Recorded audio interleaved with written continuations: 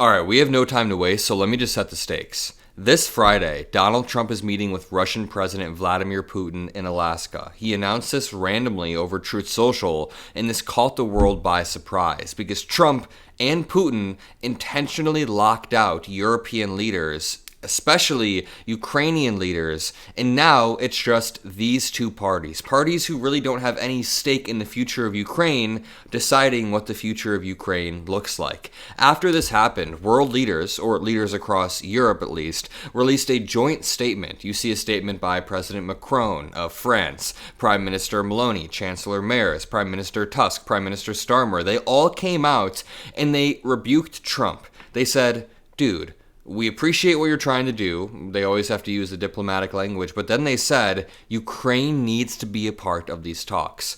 Honestly, I wish European leaders would stand up in a little bit more of a strong manner. I wish European leaders would, lead and not just defer to the frameworks that Trump's creating and try to make things work within those frameworks. I wish they would be like, F you, Trump. If you want to work with us, you can. If you want to play by our rules, you can, but these are the frameworks that we're working within. There was this great video by Vlad Vexler where he was like, yo, European leaders are oftentimes deferring to things that Trump tries to do. No, don't play by his rules. Just stand up and create your own. Same with Democrats within America. That's what we're trying to do on this channel. We're going to push back against the lies, and we're going to make sure we're putting our own forward-looking vision of the future out there. Make sure you subscribe to the Adam Mockler feed, and let's just start here. Let me just lay the groundwork. Everyone was shocked by this meeting in Alaska being announced at all, but then people were more shocked when they realized Putin had manipulated Donald Trump into blocking Zelensky from being a part of the meeting. This is sickening. It's like making a decision about what type of reparations black Americans get, but then you find out that black Americans aren't even a part of the conversation. Why would you not include Zelensky or any Ukrainian officials? And then Pekka points out, if Zelensky is invited to Alaska, Putin will not participate. That is the condition that Putin set. He said, I will not participate in any peace deals or any negotiations if Zelensky's there. The Kremlin's main narrative is that Ukraine's government is illegitimate, and meeting with Zelensky would undermine that narrative. What Trump is doing in this meeting, and this is what they point out in this joint statement, what Trump is doing is making a triple concession. A triple concession. And here's how. What Trump is doing is he's meeting with Putin, first of all, in Alaska. We'll talk about that later. He's meeting with Putin, and the concession is that Zelensky doesn't have to be there. We don't have to legitimize Zelensky. But then, he's also thinking about conceding some land to Russia, and that land concession is hoping to get Russia to then start the ceasefire negotiations. So, here's Trump's grand plan. In order to even get Putin to maybe talk about negotiations, he has to cede land and do a meeting without Zelensky, and then maybe Putin gets legitimized enough to start. It's like, it's a triple concession right there. You are conceding three things. This is something that I had to learn the hard way as I grew my channel and talked to certain people in the industry. I was like, okay, you can't make concessions on the phone. You can't make concessions at all. You can't make double or triple concessions. It seems like Trump hasn't learned this over his 80 years of doing business, apparently. What has he been doing over these past 80 years? Okay, to continue on, let's just go to the actual joint statement from the leaders on peace for Ukraine. Here's the annoying part. They start off with, we welcome President Trump's work to stop the killing in Ukraine. I mean, of course, they're going to use diplomatic language. What else are you going to do? You don't want to piss Trump off right before he goes and meets with Putin. It's the sad reality, but Trump is an egotistical, narcissistic lunatic. But at least European leaders can put forth their own framework, in my opinion.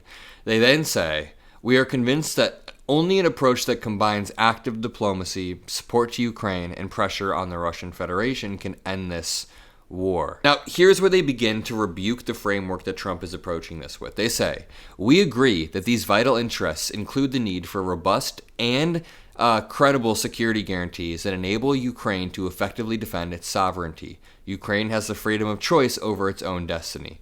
Meaningful negotiations can only take place in the context of a ceasefire or reduction of hostilities. The path to peace in Ukraine cannot be decided without Ukraine.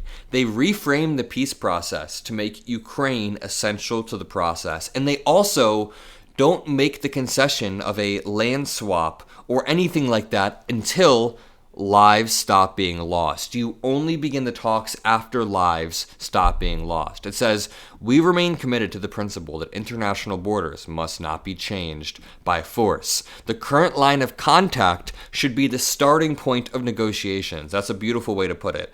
And it goes back to my concession point. Putin is asking, and Trump is asking Ukraine to make concessions before negotiations even start. Putin's like, if you want to even start negotiations, you have to change borders. So the preconditions that Putin's setting are just a win for him. That's why this entire meeting is a win. As Preston Stewart points out, shout out to him, a great analyst and creator, he says, some in Russia still view Alaska as rightfully theirs. Patch here worn by a Russian soldier fighting in Ukraine. And as you can see, the patch has Alaska with Russia. A lot of people in Russia have billboards or signs. They have a lot of ads showing Alaska as a part of Russia, which brings me on to one more point that I want to make. Donald Trump is being conned with this full thing. Like, how do you agree to meet Vladimir Putin in a place that Russia sold to the United States, which is fine, it's ours now. I love the state of Alaska, but Putin is meeting you there to try to sell you his new land grab idea by harping on his 100-year-old land sell that someone else made. By the way, those are the types of games that Russia plays. Russia plays manipulative mind games, and Putin's trained as KGB.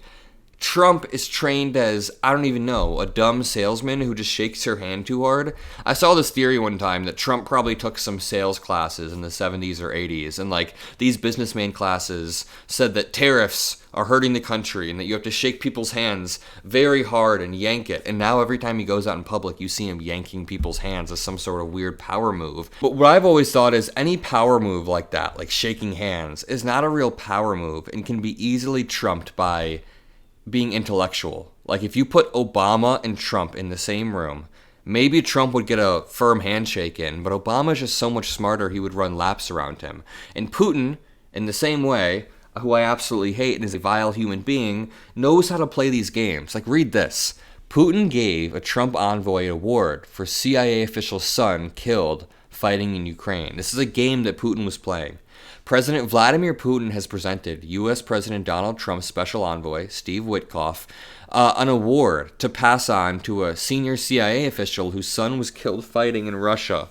What am I reading right now? Why do we have senior CIA officials whose kids are getting sent to fight with Russia on the front lines against Ukraine? Putin gave the Order of Lenin, Jesus Christ, to Steve Witkoff during his trip to Moscow this week to discuss a plan to end the Ukraine war. Michael Gloss, who is 21, was killed in Ukraine last year and was the son of Julian Gallina, who was the CIA's deputy director for digital innovation. Reports of the award emerged, and it was confirmed that Trump and Putin will meet in Alaska next Friday. We also learned that Robert Kraft claims he met with Putin during the Bush era in 2005, and Putin stole his Super Bowl victory ring. According to the sports news outlet, Kraft handed Putin the ring when the pair met in 2005 after the Patriots defeated the Philadelphia Eagles. However, the host said that the Russian leader had no intention of giving it back. He put it on and said, "I can kill someone with this ring." Robert Kraft put his hand out, and Putin put the ring in his pocket. 3 KGB guys got around him, and they walked out. The White House got on the phone with Robert Kraft and said, quote, "It would really be in the best interest of U.S.-Soviet relations if you meant to give the ring as a present." So then Robert Kraft never really mentioned it for a few years until he came out and told this story. What an insane story. We need to be standing up to Vladimir Putin. We need to be standing up to soft authoritarians like Trump who are wannabe Putins, wannabe dictators, and that's what we do on this channel one more time. I appreciate every single one of you. Thank you all for watching these videos. We are doing a live event in Omaha, Nebraska on the 23rd, so in about 2 weeks with Senator Elizabeth Warren, Representative Maxwell Frost, RSVP, top link in the description. I love you all. I'll see you in the next video, and peace out.